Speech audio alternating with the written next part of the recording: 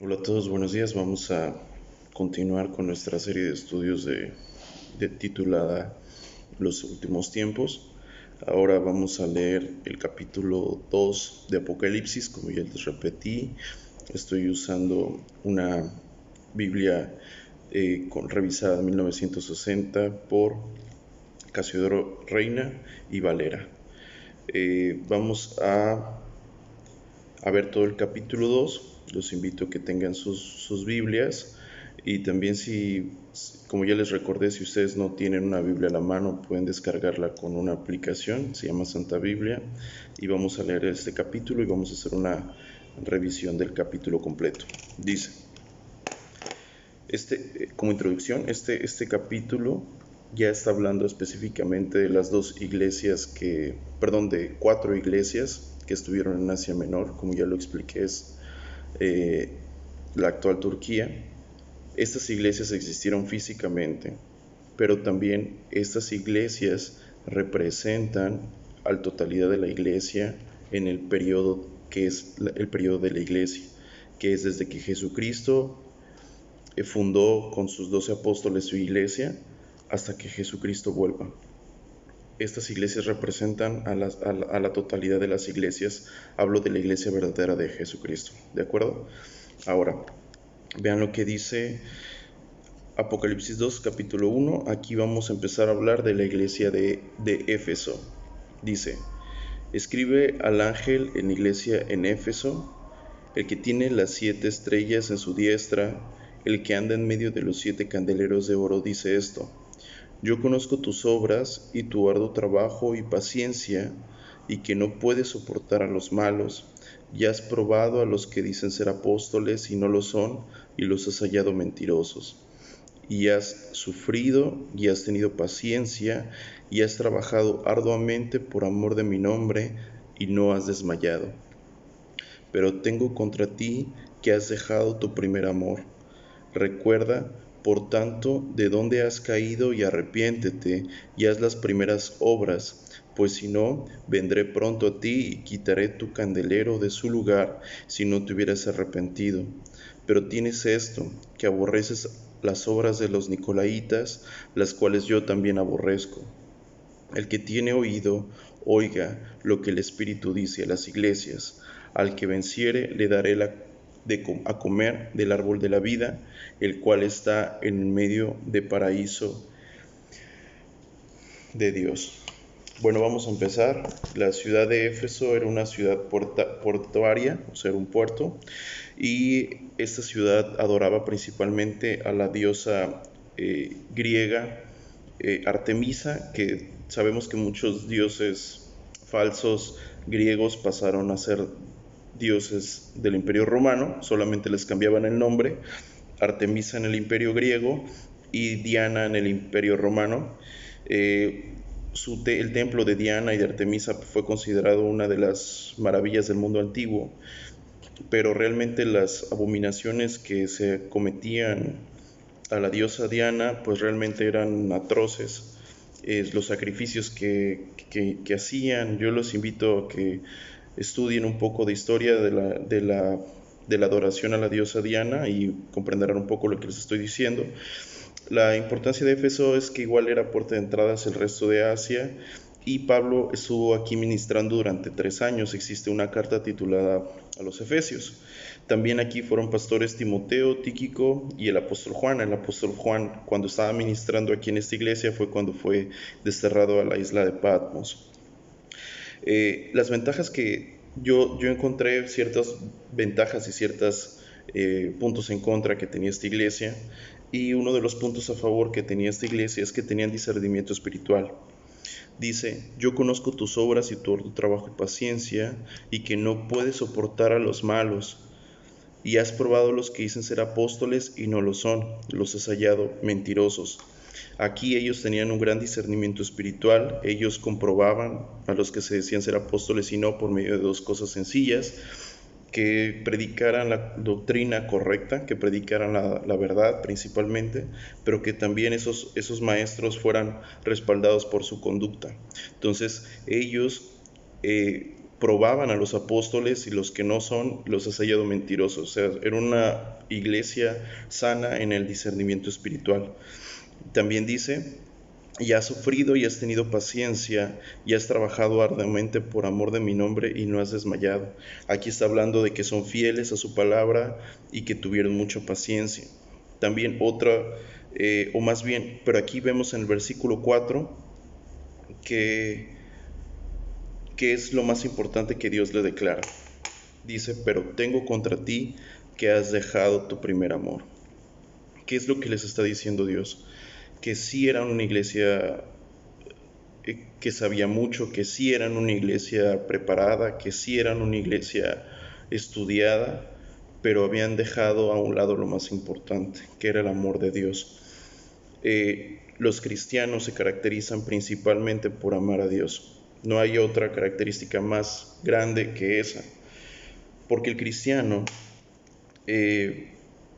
prácticamente al conocer de Dios y al conocer su perdón y al conocer su gracia, cae uno rendido en amor a Dios. No lo amamos de una manera perfecta, pero ese amor se va perfeccionando, ese amor se demuestra en obediencia y ese amor se demuestra en anhelo, en querer pasar más tiempo con Él, en querer compartirlo con los demás. Y ese es el principal motivo en la vida del creyente, es el amor.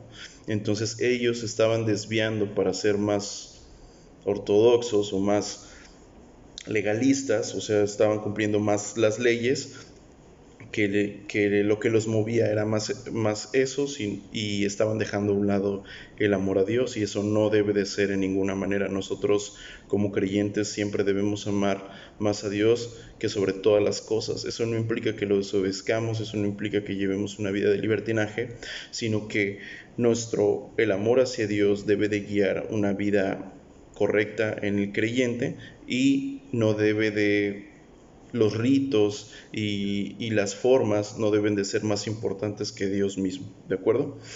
Y vean lo que dice: recuerda por tanto de dónde has caído y arrepiéntete, haz las primeras obras, pues si no, vendré pronto a ti y quitaré tu candelero de su lugar si no te hubieras arrepentido. ¿Qué es lo importante de esto? Que sabemos que la iglesia es un conjunto de creyentes que se reúnen,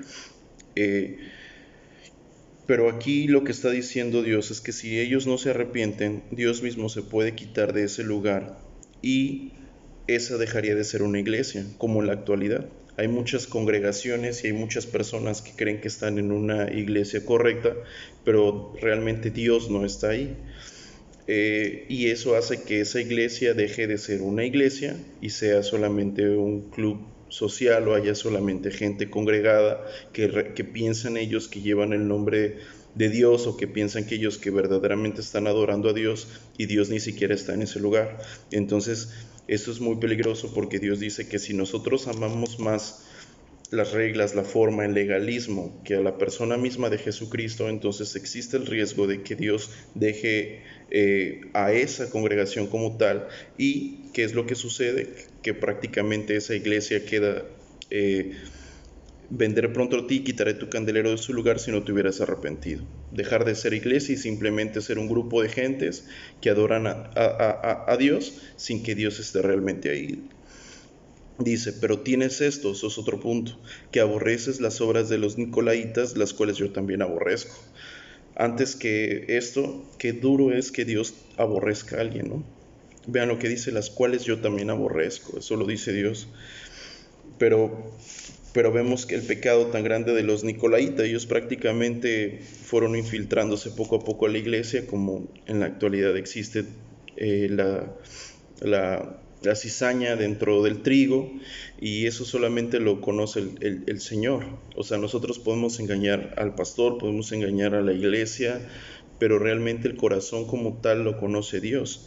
Y aquí ellos están diciendo que aborreces a los nicolaítas. Entonces, ¿qué era lo que estaban haciendo? Era pervertir la santidad de la congregación para llevarlos a actos inmorales. Luego dice, el que tiene oído, oiga lo que el Espíritu dice a las iglesias. El que venciere le daré a comer del árbol de la vida, el cual está en medio del paraíso de Dios. ¿Qué quiere decir esto? Eso es muy importante en Apocalipsis porque hace muchas referencias a el que tiene oído, oiga. La Biblia dice que la fe es por el oír, pero el oír la palabra de Dios. Entonces hace mucho énfasis en muchas porciones del Apocalipsis de que nosotros debemos oír, pero oír con mucha atención. El que tiene oído, oiga lo que el Espíritu dice a las iglesias. Y vean lo que dice más adelante: el que venciere le daré a comer del árbol de la vida, el cual está en medio del paraíso de Dios. ¿Qué quiere decir esto? No es que nosotros vamos a hacer ciertos puntos o ciertas metas para lograr ser salvos. No está hablando de eso.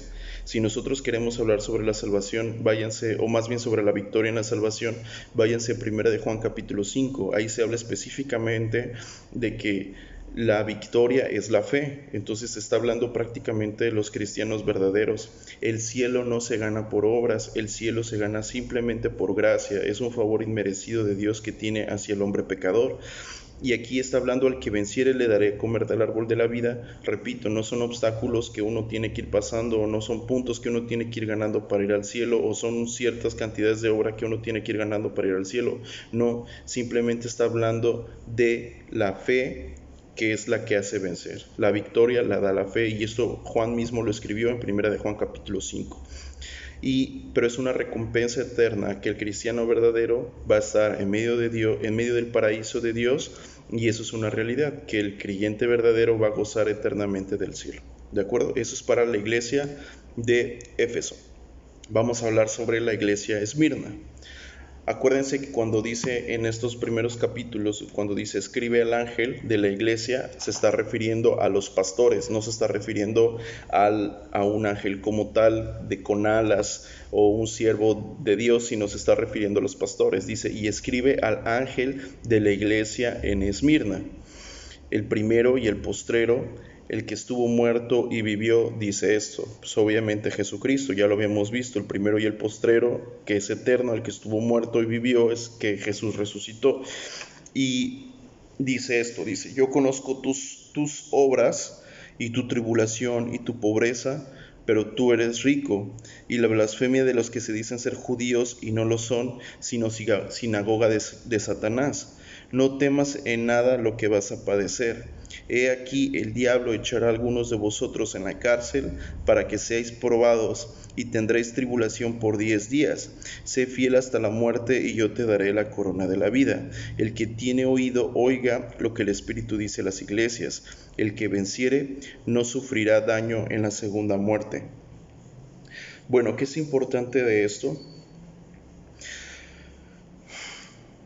Pues vean lo que dice el versículo 10. Repito, se lo estaba escribiendo el ángel en la iglesia de Esmirna. Esmirna era una ciudad importante, era catalogada como la ciudad más bonita dentro de Asia Menor, que es la actual Turquía. Era una ciudad dedicada a la ciencia y a la medicina.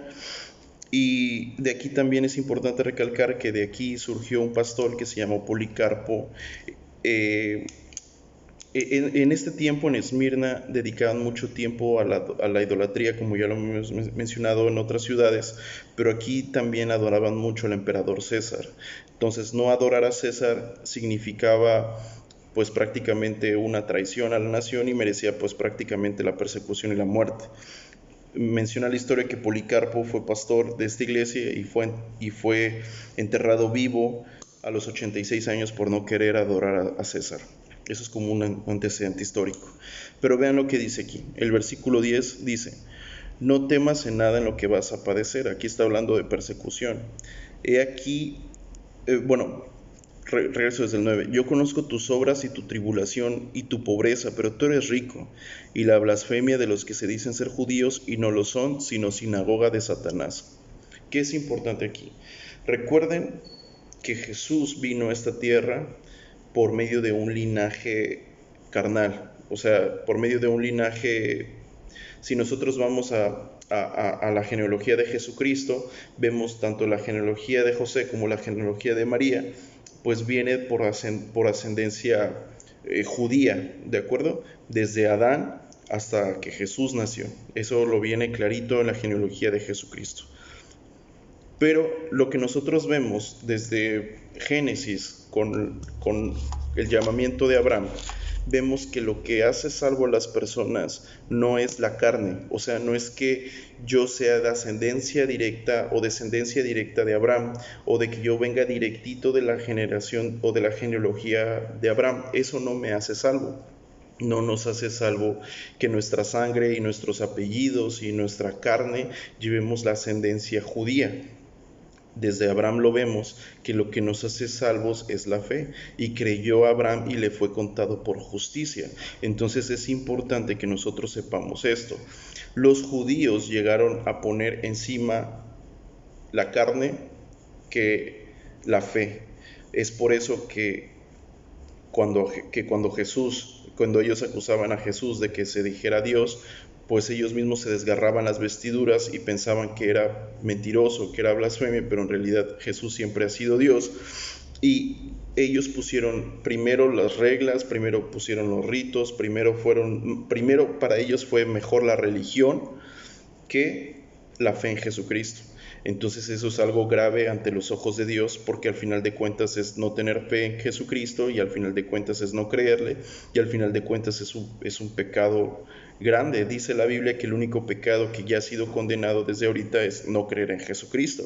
Dice, y los que dicen ser judíos y no lo son, sino sinagoga de Satanás. Pues realmente hasta el día de hoy los judíos que no creen en Jesucristo, pues realmente están influenciados por Satanás, porque no les deja, los tiene cegados espiritualmente y no los deja ver la fe en Jesucristo.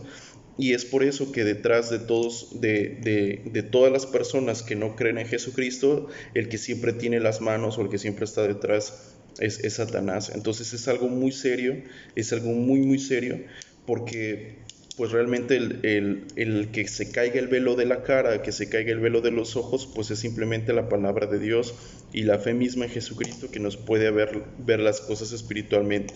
Dice: no temas en nada lo que vas a padecer, repito, porque estaba hablando de persecución, y aquí el diablo echará a algunos de vosotros en la cárcel. Pues es normal que el cristiano siempre tenga persecución por parte de Satanás o por parte de sus mismos agentes, y eso no debe de tener temor en ningún momento al creyente.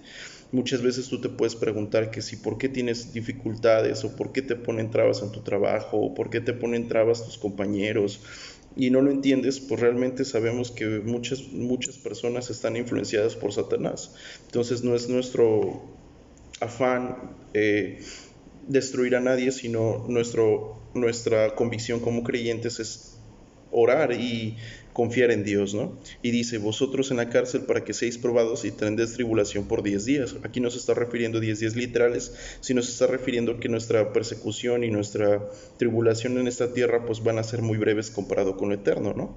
Sé fiel hasta la muerte y yo te daré la corona de la vida. Vuelvo a lo mismo, aquí no se está hablando que nosotros vayamos logrando puntos para ser salvos, sino más bien que el verdadero cristiano, que el verdadero salvo va a demostrarse esto a través de la perseverancia.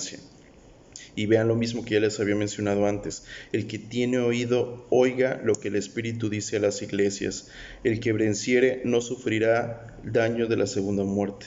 Sabemos que todos nosotros, los seres humanos, vamos a morir. Algún día nuestro cuerpo va a dejar de vivir, va a dejar de latir nuestro corazón, vamos a dejar de respirar, y entramos a una muerte como tal, muerte física. Nuestro cuerpo se murió, ya no hay vuelta atrás, empieza una acidosis en todo el cuerpo, nos morimos, las células se mueren y ya no hay vuelta atrás, ¿de acuerdo?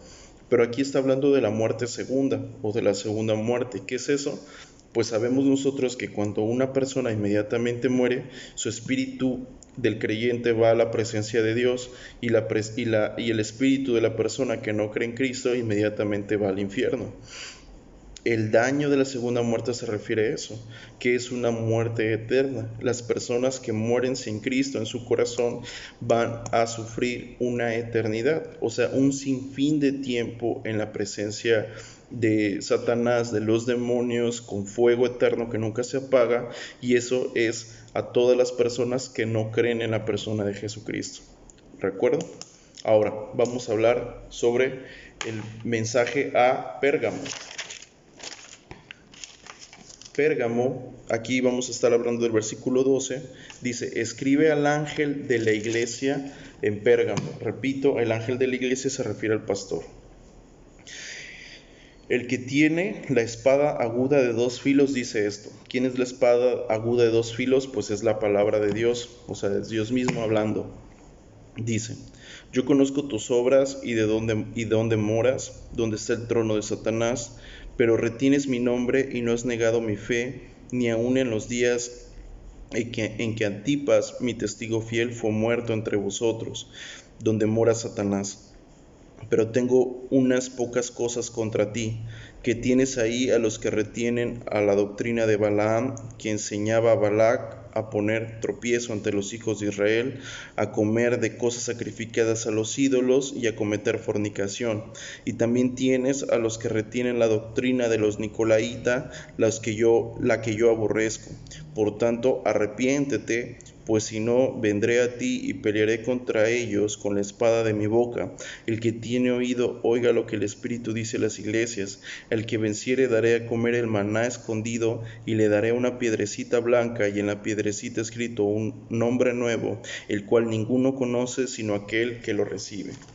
Bueno, Pérgamo era una ciudad muy importante. Por si todos lo saben o no lo sabían, la palabra pergamino deriva de esta ciudad, de Pérgamo, porque aquí se descubrió, se inventó. Pero vean, cuando dice que es centro de trono, donde está el trono de Satanás, no se refiere a que existiera un trono literal como una secta satánica, pero sabemos que detrás de todos los ídolos siempre está el diablo, siempre está Satanás. Y aquí en esta ciudad había 5 personas que se adoraban, o 5 deidades a las que se les celebraba de manera constante ritos. Una era la diosa Atenas, otra era Esclepio o Esculapio, que era el dios de la medicina, el que todos conocen, que tiene un báculo, que es prácticamente un basto con una serpiente enrollada.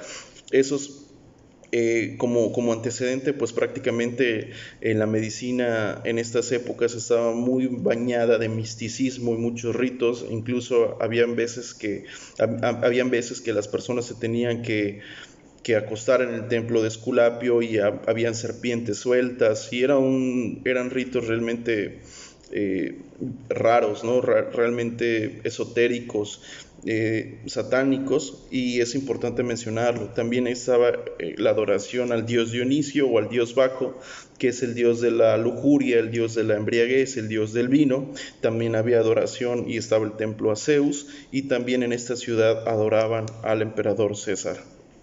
Aquí dice que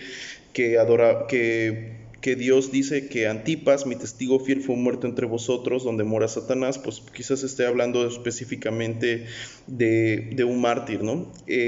Aquí menciona la historia que fue quemado hasta morir dentro de un becerro de bronce. La palabra mártir se refiere a testigo, y vean cómo los hombres desde el primer siglo, solamente por creer en Jesucristo, han sido martirizados alrededor de la historia, ¿no? Recordemos la Edad Media, aquí en México el tiempo de la Santa Inquisición.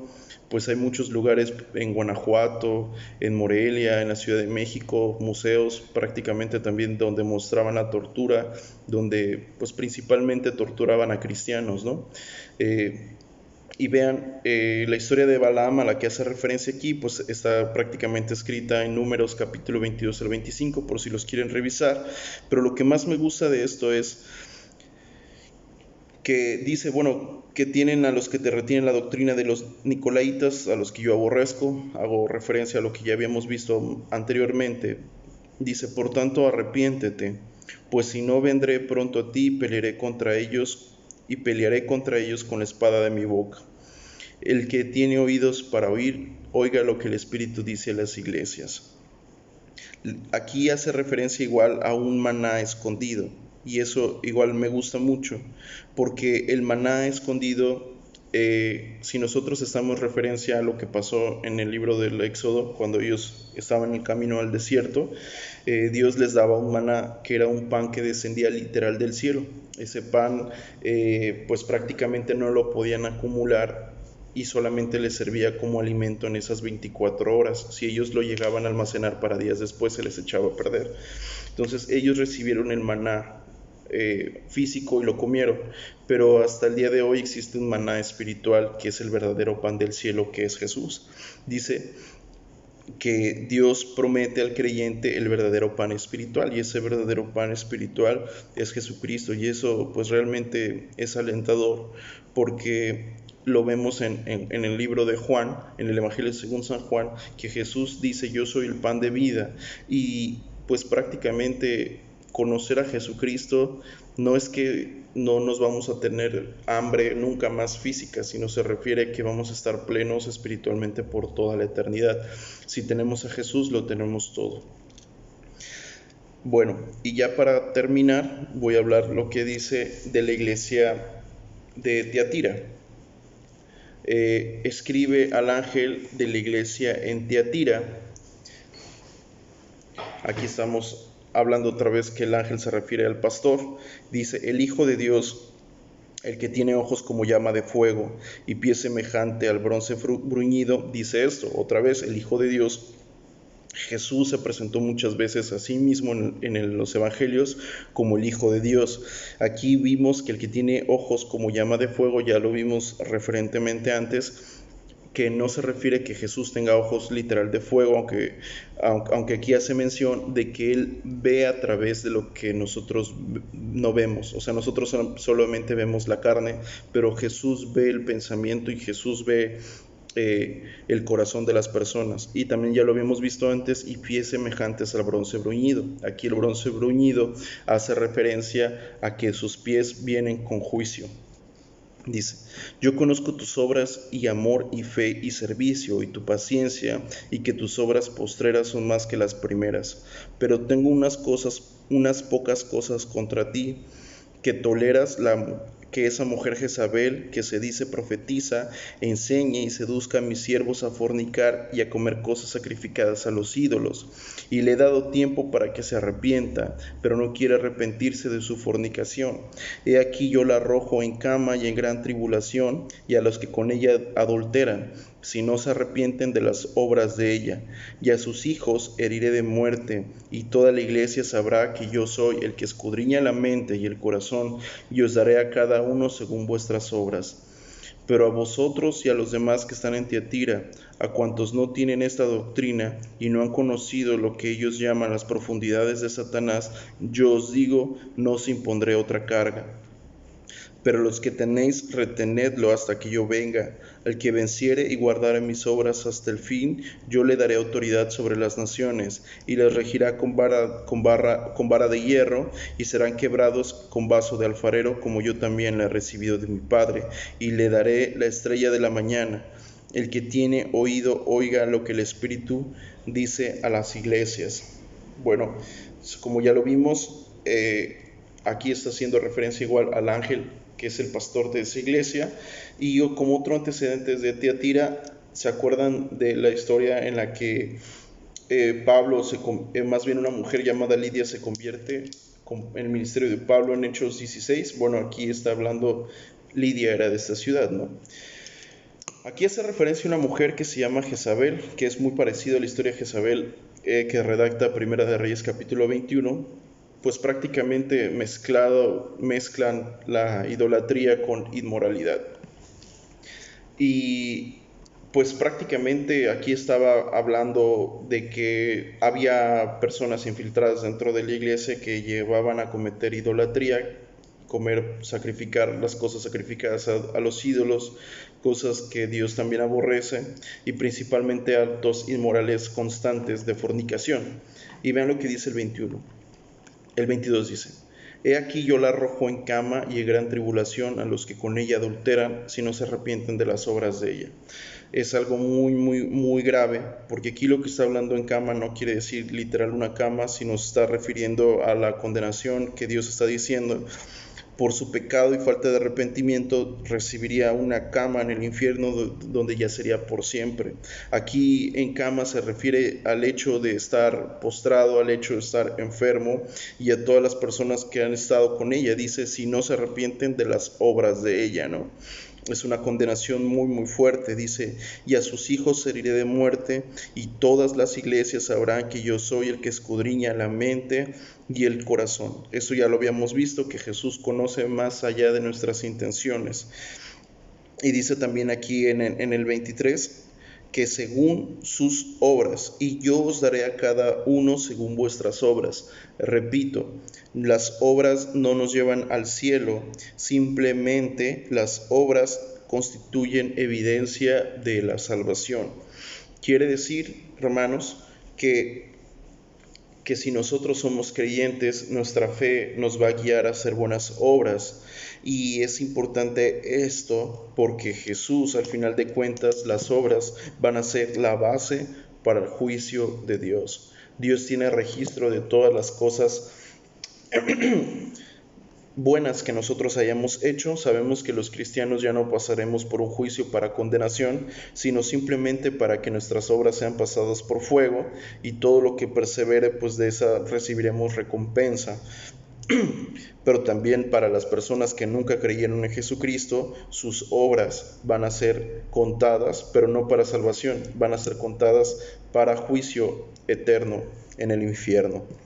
Entonces es importante que nosotros meditemos en si existe en nuestra congregación actos inmorales como los de la mujer de Jezabel, y que nosotros nos arrepintamos como esa mujer Jezabel, y nosotros nos arrepintamos en la iglesia. Entonces, vean lo que dice el final.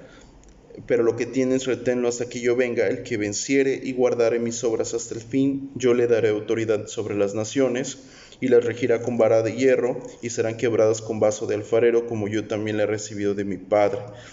Aquí se está refiriendo que las personas que venzan, hablo de lo mismo, de la fe, que es la que vence al mundo. 1 de Juan capítulo 5, es el verdadero cristiano, pues va a estar con Dios, con Jesucristo, reinando en el reino milenario, que lo veremos más adelante. Dice, y les daré la estrella de la mañana. Aquí hago una referencia que aquí se está refiriendo a Jesús mismo. Y lo completamos, al final voy a mostrar una lista de todos los nombres con los que apareció Jesucristo solamente en el libro de Apocalipsis. Y con esto termina el capítulo. Al que tiene oído, oiga lo que el Espíritu dice a las iglesias. Pues tengamos mucha atención, y el que tiene oído, oiga, hermanos. Dios los bendiga a todos.